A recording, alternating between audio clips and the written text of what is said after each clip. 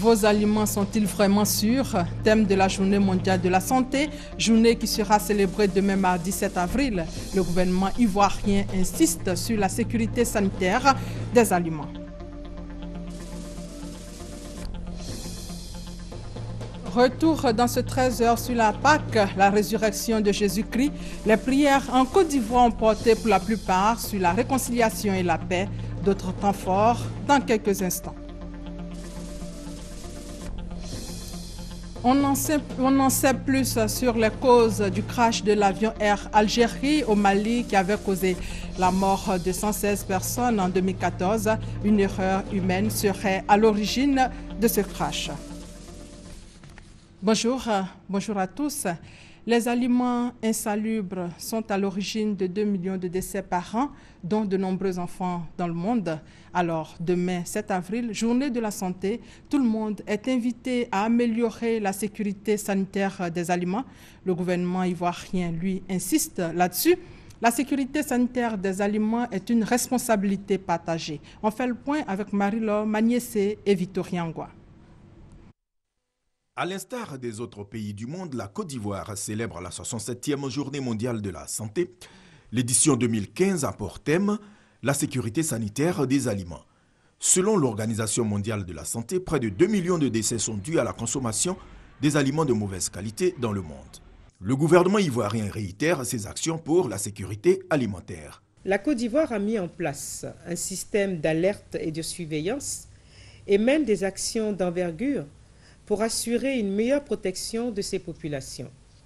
Aussi, assure-t-elle la coordination d'un projet multisectoriel sur la sécurité sanitaire des aliments vendus dans les rues. Aliments mal conservés, avariés, exposés aux mouches et à la poussière sont entre autres facteurs qui font peser des menaces réelles sur la sécurité sanitaire des aliments. Les initiatives du gouvernement ne peuvent porter des fruits sans l'adhésion des populations. Votre adhésion doit nécessairement se traduire par l'adoption d'attitudes et de comportements favorables à une bonne santé, à savoir protéger les aliments mis en vente et destinés à la consommation, maintenir les aliments à bonne température, utiliser les produits de bonne qualité pour la préparation des aliments et surtout, vérifier les dates de péremption qui se trouvent sur les conserves. Le ministère de la Santé lance donc un appel à l'appropriation du concept « Ma vie, ma santé ». Chaque Ivoirien doit faire de la sécurité alimentaire son quotidien. Nous allons maintenant à la découverte des planteurs du week-end parce qu'ils n'ont que très peu de temps à consacrer à leurs champs et plantations.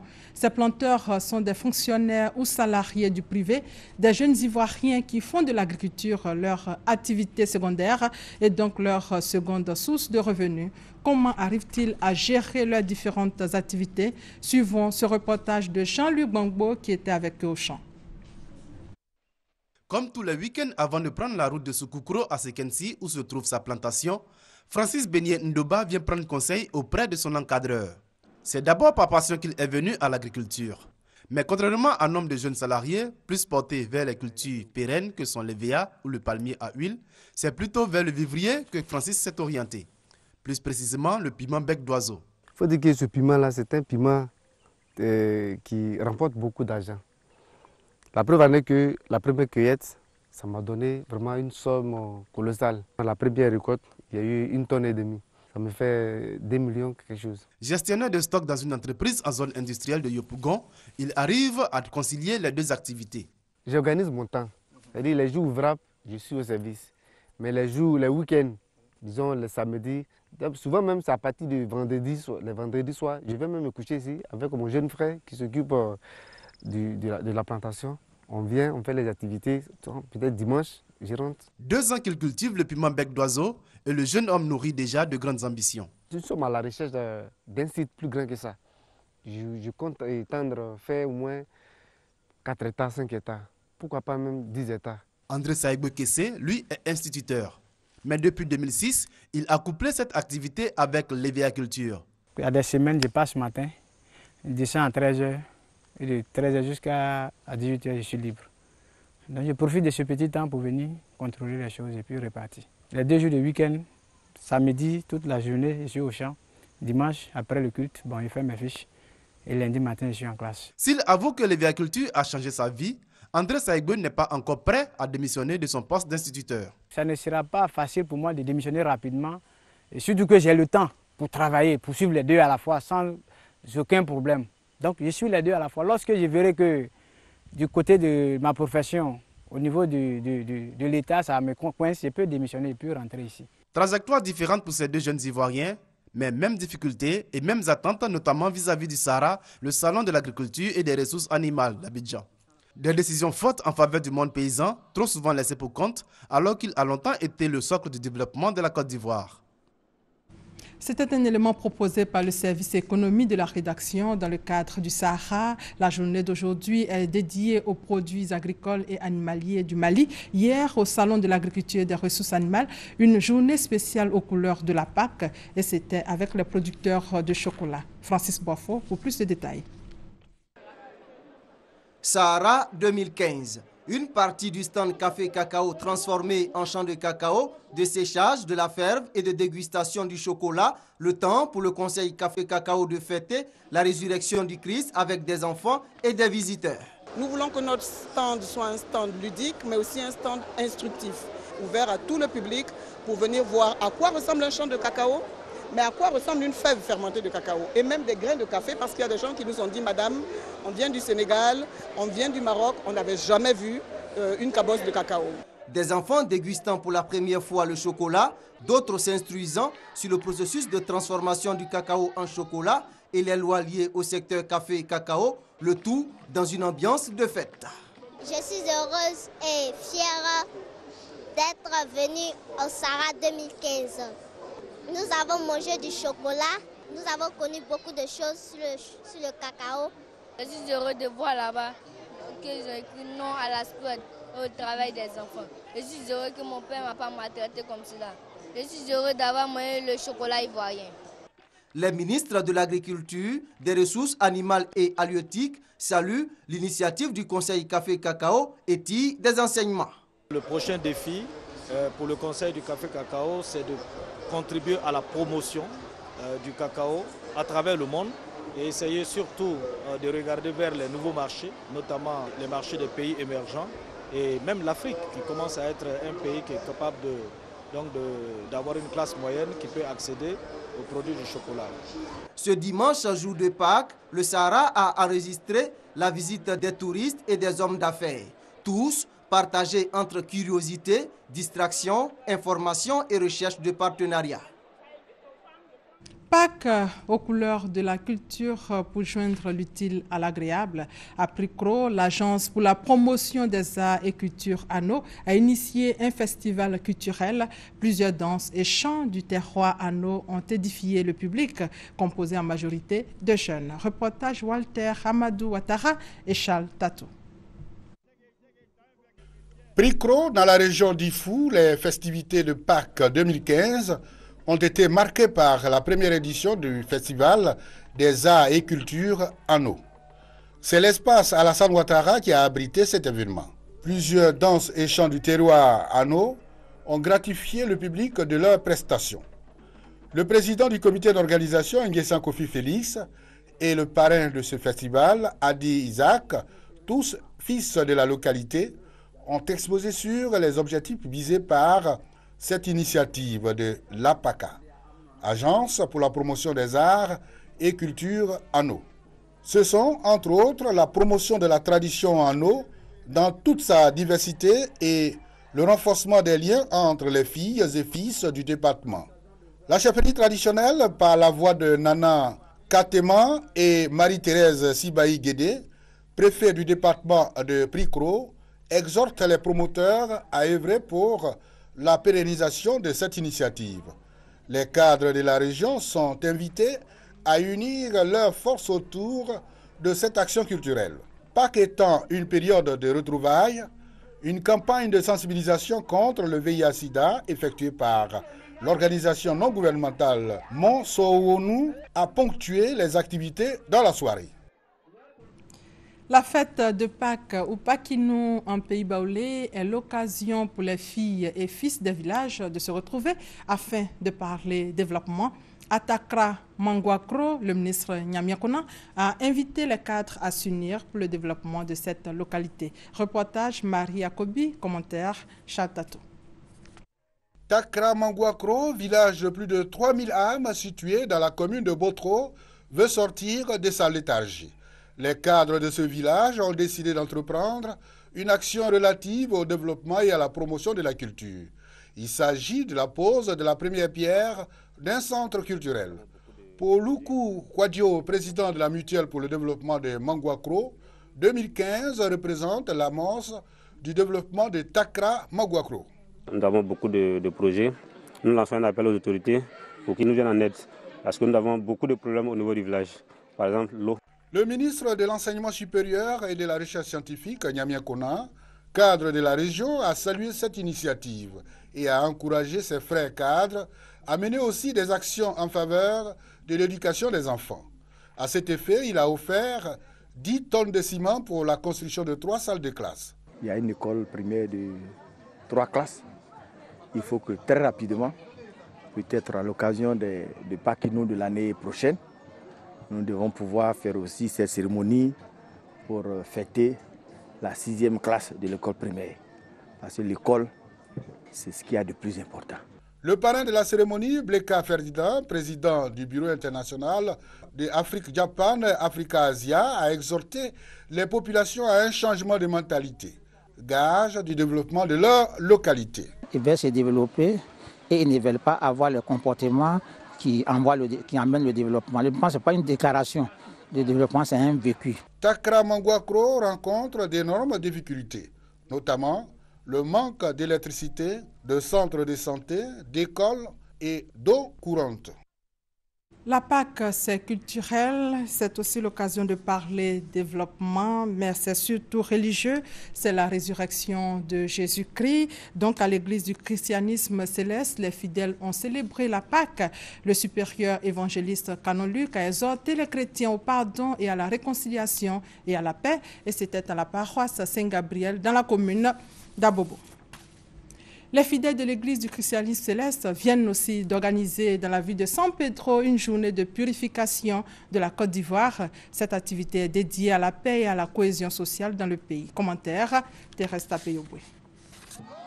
Des fidèles de l'église du christianisme céleste, tous de blanc vêtus, chantent, dansent, agitent des rameaux. Geste qui, selon Xavier Badei, un des responsables de l'église de Chofa, consiste à nettoyer la cité et le pays. Il s'agit également de guérir les âmes après la grave crise post-électorale vécue en Côte d'Ivoire et à la veille d'autres échéances électorales. Dieu m'a donné un travail de combat spirituel. Je suis venu à San Pedro. Je dois rester sur la paroisse de Sainte Révélation et faire la prière de combat. Les fidèles célestes ont exprimé leur joie de célébrer cette journée de purification et de guérison avec leur guide. Évoquant la division au sein de l'église du christianisme céleste, le guide religieux a souligné que la persistance des querelles est surtout liée à des préoccupations matérialistes. Toujours à San Pedro, c'est l'église méthodiste unie qui a offert également une maison de retraite spirituelle à ses fidèles, un complexe baptisé la Maison de l'Espérance. Ce complexe, situé au quartier Toit-Rouge dans la commune de Yopougon, est destiné à accueillir des missionnaires. Guillaume Zéré et Serge Colia. Après ses écoles, son université, son centre de santé et sa pouponnière, voici la dernière œuvre de l'église méthodiste unie de Côte d'Ivoire. La Maison de l'Espérance qui va permettre d'accueillir des missionnaires, des retraites spirituelles, des regroupements communautaires et autres festivités à la gloire du Seigneur Jésus-Christ.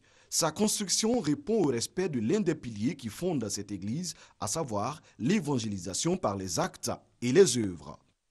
Ce que Jésus-Christ a dit, il a vécu. Il nous faut donc, tout en appelant les âmes au salut, nous laisser attendrir par leur souffrance par leur vécu. Entièrement consacrée à l'œuvre de Dieu, la Maison de l'Espérance n'en demeure pas moins un réceptif selon les normes à son architecture et les commodités de séjour cadrent parfaitement avec la politique du ministère du Tourisme. C'est une fierté pour la commune de Yopougon et une fierté aussi pour le département ministériel. Il était question d'apporter notre soutien vraiment à tous les promoteurs de cet établissement. Fondée en 1914, l'EMUCI, l'Église méthodiste unie de Côte d'Ivoire, est dirigée aujourd'hui par le bishop Benjamin Boni. Elle regroupe entre 800 000 et 1 million de fidèles qui animent les circuits, les districts et les églises. La Maison de l'Espérance vient enrichir le patrimoine de l'Église méthodiste unie de Côte d'Ivoire. Les populations de la sous-préfecture de Doba, reconnaissantes au couple présidentiel. Une journée d'hommage a été organisée dans cette sous-préfecture enclavée pour dire merci au chef de l'État et à son épouse pour les dons offerts à l'occasion de la Journée internationale de la femme célébrée récemment dans le Bassa-Centra. Teresta Peoui. Dans le cadre de la visite d'État effectuée récemment par le chef de l'État dans le Bassa-Centra, la première dame, Dominique Ouattara, avait fait de nombreux dons aux populations de la région, notamment celle de Doba. Une ambulance, du matériel dans le domaine agricole, de couture, de la coiffure et du social. Face à cette marque de générosité, les populations ont tenu à exprimer leur joie, leur reconnaissance et leur remerciement à travers une journée. Pour Cécile Da, porte-parole des femmes de la sous-préfecture de Doba, il s'agit désormais de travailler dur afin de faire honneur à la donatrice.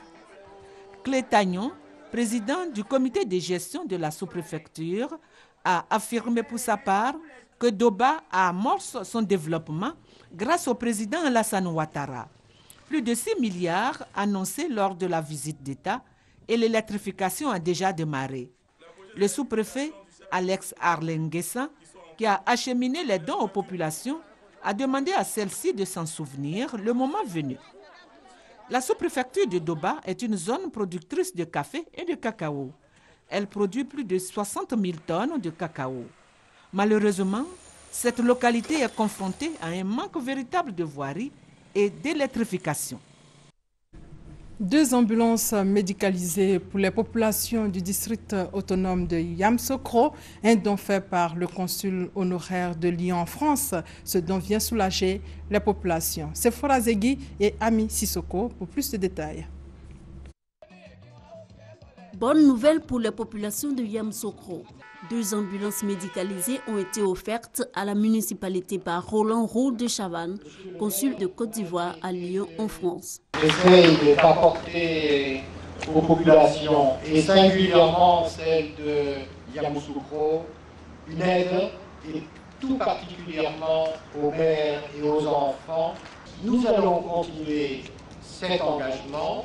Jean Kouakou Nyanagbe, maire de la ville de Yamoussoukro, après avoir exprimé sa gratitude aux donateurs, a remis les clés des ambulances au préfet de Yamoussoukro. C'est par son travail, sa générosité, que le président Oufoué l'a nommé comme consul de Côte d'Ivoire à Lyon. Il n'a pas oublié ses origines, c'est-à-dire Yamoussoukro. De temps en temps, il nous fait un clin d'œil et c'est le cas aujourd'hui.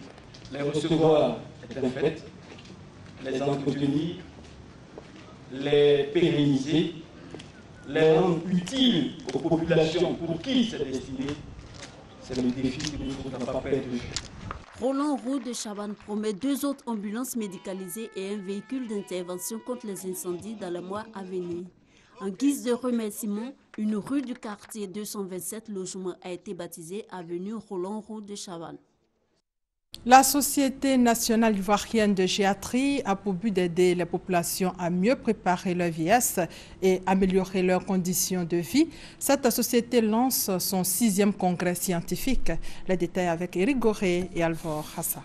La gériatrie est la médecine des personnes âgées. Son but est de préserver la santé de ces personnes. Créée en 2005, la Société nationale ivoirienne de gériatrie et de gérontologie existe pour prolonger l'espérance de vie des personnes âgées.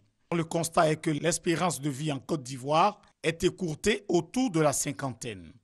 Pour approfondir la recherche des solutions, Niamke Ezani, président de la Société nationale ivoirienne de gériatrie et de gérontologie, a animé une conférence pour parler du 6e congrès de sa structure qui se tiendra les 9 et 10 avril prochains. Un congrès qui va enregistrer un panel et plusieurs communications pour présenter un projet de prise en charge des personnes âgées. Ce projet va développer une filière gériatrique de proximité. Ces journées vont également marquer le 10e anniversaire de la Société nationale ivoirienne de gériatrie et de gérontologie. Doter les villages de comités de salubrité afin de faire de la propreté une réalité dans le quotidien des Ivoiriens. En tout cas, c'est l'objectif que veut atteindre le ministère de l'Environnement qui vient d'installer des comités à Golikro. Reportage Soro Corona Mamadou, commentaire Djarasuba Larsen. Le ministère de l'Environnement, de la Salubrité urbaine et du Développement durable veut inculquer la notion de propreté aux Ivoiriens. Pour ce faire, le ministère a décidé de doter chaque village d'un comité de salubrité. Ce comité aura pour mission de veiller sur la propreté du village tout en initiant des journées de salubrité mensuelles. À Boaké, le lancement de l'installation des comités de salubrité a eu lieu à Golikro. La direction régionale du ministère de l'Environnement, de la Salubrité urbaine et du Développement durable a apporté son soutien au comité nouvellement installé. Un kit de salubrité a été remis au comité pour mener à bien ses activités de salubrité. Pour le directeur régional, Golikro doit être le point de départ de la propreté des villages de la région de Boaké. Les femmes du village se félicitent de l'installation du comité. Le travail du comité va éloigner du village les maladies liées à la malpropreté. L'homme et puis la santé, ça ne va pas ensemble. Et quand il y a la santé aussi, il y a la maladie, on ne se porte pas bien. Mais après cette opération, nous allons travailler. L'installation des comités de salubrité va s'étendre à tous les villages de la région. À Guiglo, le conseil régional fait le bilan de ses actions, des actions réalisées sur la période 2013-2014, au cours de laquelle 70 projets ont pu être menés à terme. On fait le point avec F. Boué. Sur la période 2013-2014, ce sont au total 70 projets réalisés ou en cours de réalisation dans les 4 départements du Cavali, à savoir Guiglo, Boulot-le-Quin, Toulepleu et Taï. Des projets dont certains issus des ex-conseils généraux et qui prouvent l'engagement de l'équipe de Dagobert Banzio en faveur du bien-être des populations. Nous avons des chantiers des anciens conseils généraux qui avaient été attribués pour certains depuis 2009, pour d'autres depuis 2007, qui ont été laissés à l'abandon. Et les chantiers aujourd'hui, d'autres ont été exécutés à 100%, d'autres à 80%, d'autres à 70%. C'est du concret. En Saint-Taouba, au lycée de Taï, ils ont envoyé des plans de VA à la population. J'ai vu ça. Ils ont donné des tronçonneuses dans chaque sous-préfecture. Et ils ont donné des machettes à la jeunesse. C'est l'une des rares fois, 10 ans que j'ai fait dans la région, qu'un conseil entreprend et en un temps record, ils nous fournissent un bâtiment. Vraiment, je les félicite. Des acquis concernant différents domaines passaient au peigne fin au cours de cette session du conseil régional du Cavali.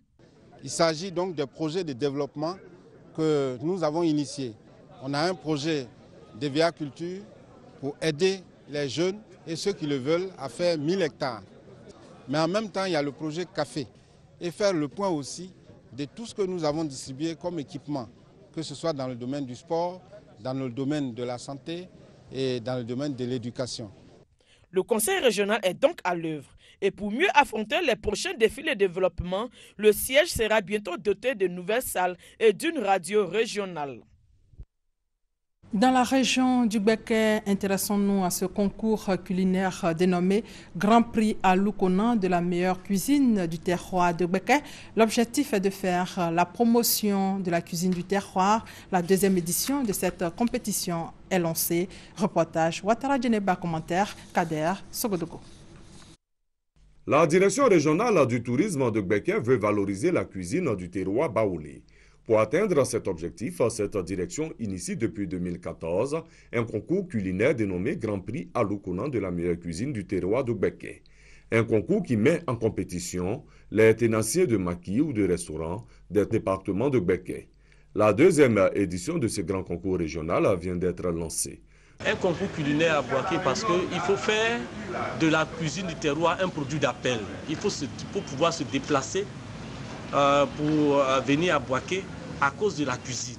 Parce que Boaké est la deuxième agglomération du pays.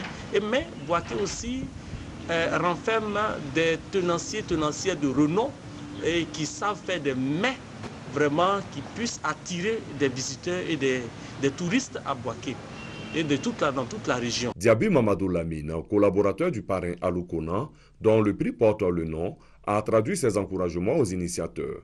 Il a également invité les membres du jury à l'impartialité et à l'équité en vue de réussir leur mission. Amani Lobo-Michel, secrétaire général de préfecture, a quant à elle exhorté les acteurs impliqués dans ce concours à s'approprier cet événement pour pérenniser le prix. Pour l'édition 2015, la première présélection débutera par la commune de Botro au mois de mai et la grande finale est prévue en septembre à Boaké. Les transporteurs et conducteurs routiers RHDP de Sikensi adhèrent pleinement à l'appel de Daoukro. Ces transporteurs entendent soutenir le président Alassane Ouattara en octobre prochain afin de lui offrir un second mandat. Abou Sanogo. L'Alliance nationale des transporteurs et conducteurs routiers RHDP de Sikensi soutient sans faille l'appel lancé par le président du PDCI RDA, Henri Konan Bédié, le 17 septembre 2014 à Daoukro. Ainsi, après les villes d'Abangourou, Boaké, Korogo, Bassam et les communes de Yopougon et Koumassi, la coordination nationale de l'Alliance qui s'est fixée pour objectif de renforcer la paix et la cohésion dans le secteur du transport était à Sikensi en vue d'inviter les transporteurs et conducteurs routiers à soutenir toutes les actions de développement du président Alassane Ouattara. Les transporteurs disent oui à l'appel de Daoukro, oui à la stabilité de la Côte d'Ivoire. L'appel d'Henri Konan Bédié répond à un souci, celui de montrer aux populations ivoiriennes, à nos politiciens, à nos cultivateurs, à nos transporteurs, à nos commerçants, que quand on est unis, on gagne toutes les batailles. Une initiative saluée par le délégué départemental de l'Alliance nationale des transporteurs et conducteurs routiers RHDP de Sikensi, les représentants du RDA, du PDCI et le ministère des Transports. Leur initiative est satisfaisante à tout point de vue. Je profite pour lancer un appel à toutes les autres corporations pour pouvoir emboîter le pas aux transporteurs et de voir en l'appel de Daoukro un appel pour le devenir de la Côte d'Ivoire. D'habitude, les transporteurs qui sont des opérateurs économiques ne font pas de la politique. Mais s'ils ont réfléchi pour soutenir l'appel de Daoukro, c'est parce que le président Bédié était dans la vision, était dans le vrai. Et nous pensons que nous sommes heureux parce que cet appel qui au départ ne semblait pas être compris, aujourd'hui gagne tous les hameaux, tous les recoins de la Côte d'Ivoire. La coordination de l'Alliance nationale des transporteurs et conducteurs routiers RHDP, dont le parrain est le ministre d'État, secrétaire général du gouvernement Amadou Gon Coulibaly, se rendra dans les prochains jours dans les régions de Gagnoa, Ma, Bondoukou, Daloa, Odiéné, Daoukro et Yamoussoukro. Hors de nos frontières, et c'est en image, au Kenya, un assaillant de l'université de Garissa a été identifié. Il s'agit d'un jeune Kenyan diplômé en droit et apparemment promis à un brillant avenir. Sur place, un deuil national de 3 jours a commencé dimanche à la mémoire des 148 victimes. Ils étaient 116, dont 54 Français, à avoir péri le 24 juillet 2014 dans le crash d'un avion parti de Ouagadougou en direction d'Alger. Aujourd'hui, les enquêteurs annoncent que le drame serait sans doute dû à une erreur humaine. Les pilotes n'auraient en effet pas activé le système anti-gifle sur les sondes des moteurs. C'est la fin de ce 13h supervisé par Adama Kone. Merci de votre fidélité. Bonne fête de Pâques à tous. Demain, la reprise du travail.